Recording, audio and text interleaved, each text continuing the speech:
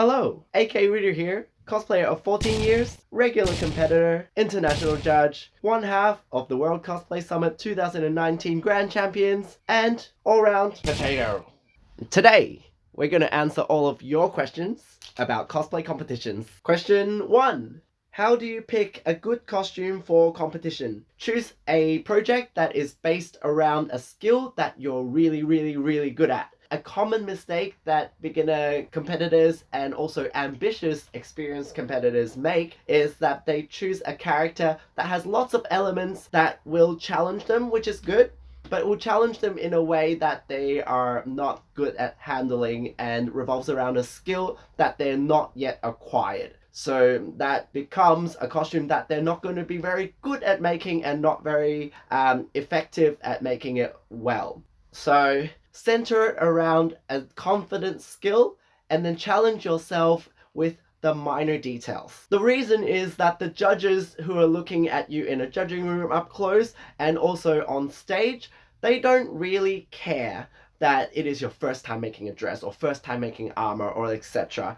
They only care about how you made the costume and whether you've made it well. They are there to judge the result, not your experience. So the best thing you can do for yourself as a competitor is to put your best skill, best foot forward, and then challenge yourself as an artist as much as you like in the minor details and have that as a bonus to your competition piece instead of the focus. Question 2 is the pros and cons of cosplaying competitively. I love doing cosplay competitions because one, they are a deadline, so they motivate me to get stuff done. They motivate me to, make progress every day and to, get my cosplay projects finished on time. And that little bit of pressure makes me more productive every day, and I quite enjoy it. Thinking about how tough the competition would be also, pushes me to make everything perfectly as best as I can. The downside to competitive cosplay is that a lot of competitors can get caught up in the competitiveness of it all and forget that they are all artists and along with their fellow competitors, and forget the sportsmanship and camaraderie and the community that comes with cosplay. I think as competitors, it's really important to regularly take a step back and reflect on what's important in the long run. To make friends, be a part of a community, to make professional connections for the future, and to be a positive part of a great show even if you don't win. Or do you prefer winning a show where everybody's miserable and the audience can feel it because everybody is exuding this negative energy and everybody hates each other? Is that more important than, your cosplay in the long run? That's up to you. Question 3 is, how do you get over stage fright if you get it? I don't really get stage fright anymore. I used to get really intense stage fright. I used to start shaking before I go on. I pretty much got over it from being in front of people over the years. It comes with practice, comes with experience. The more you do it, the less you feel it, I think, personally anyway.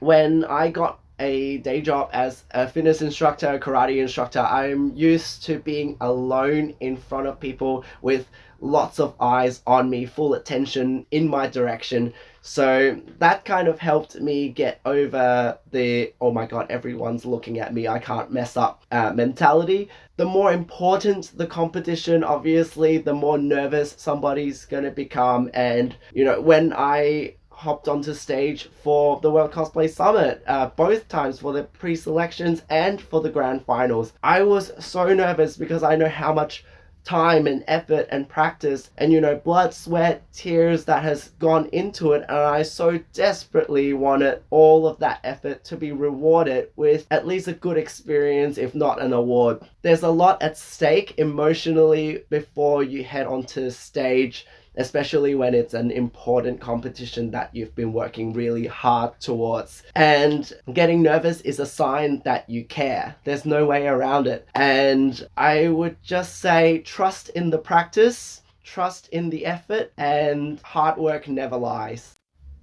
What is the best tip to earn points / win a competition? Read the scoring criteria. Next question is, what's the behind the scenes stresses bracket like portfolio and practice? Pretty much you named it. The portfolios for competitions. Any self-respecting craftsmanship competition will ask for a portfolio on your crafting processes, walking your costume through the techniques and the materials that you've used and the time you spent in making the costume. Any competitions that require a performance would require you to, make everything that is related to it, like the stage setup, the video and audio files.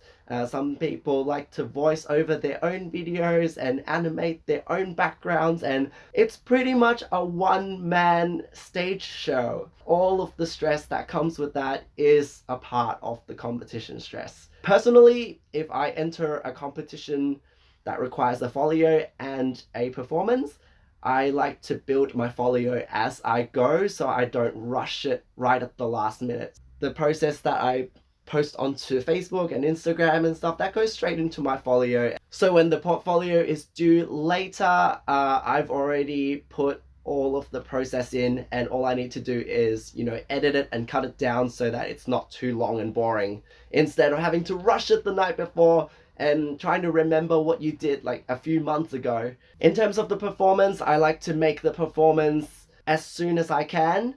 I like to complete the audio and video as soon as I can as well, so that I can practice even before my costume is done, so that I'm not rushing the audio when the folio and audio are both due in the same day, and I'm not rushing the practice in the last days of the deadline and trying to sync up my movements to the audio and video when I'm also dying trying to finish the costume. Time management is key here.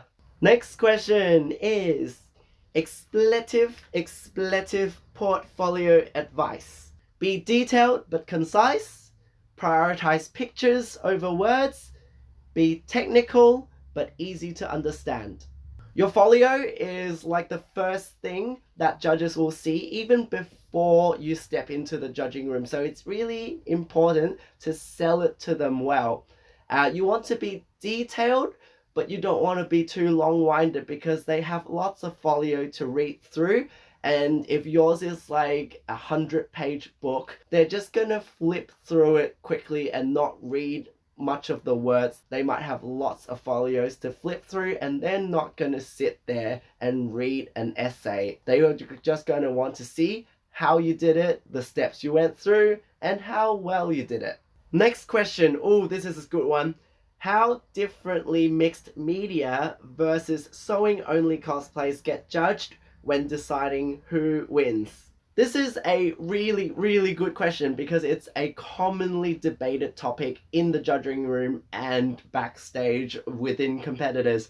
As a judge, I can tell you guys that it only works up to a certain level to mix up different techniques and different medias just for the sake of having variety in your project for judging. In the really high levels, you are really just judged on how well you executed the techniques that you decided to use.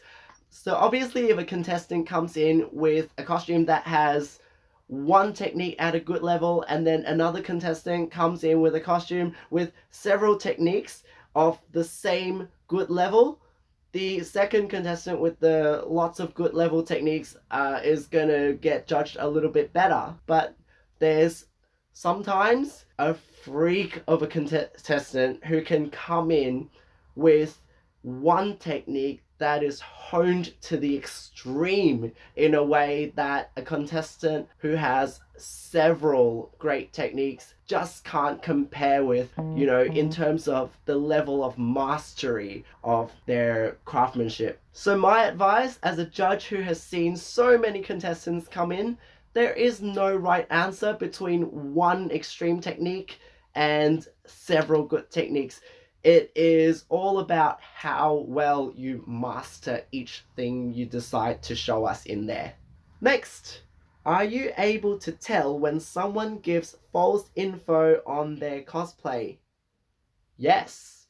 The more experienced judges in the room have lines of questioning that are designed to weed out the people who are being honest about their craft and those who are lying because they want to sound more impressive. And I'm not going to tell you what that line of questioning is. Last question. Have you looked at someone else's cosplay and felt discouraged? Never! Because someone else's hard work, blood, sweat, and tears, and dedication paying off so well that it's become an amazing costume and a strong entry into their competition is a cause for celebration. As a competitor, I would want to be a part of the best show possible where everybody has put their best foot forward and the competition is intense and the audience would enjoy each and every one of us.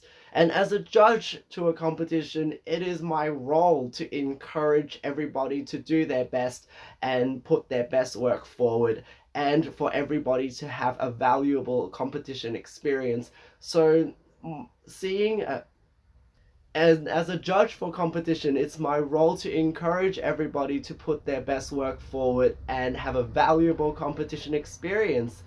So seeing a costume that might be even better than mine rock up to a competition, whether I'm participating or judging it, is never a discouraging experience because that means the contestants care as much as I do and takes the experience as seriously and close to their hearts as I do, and that is always a positive thing.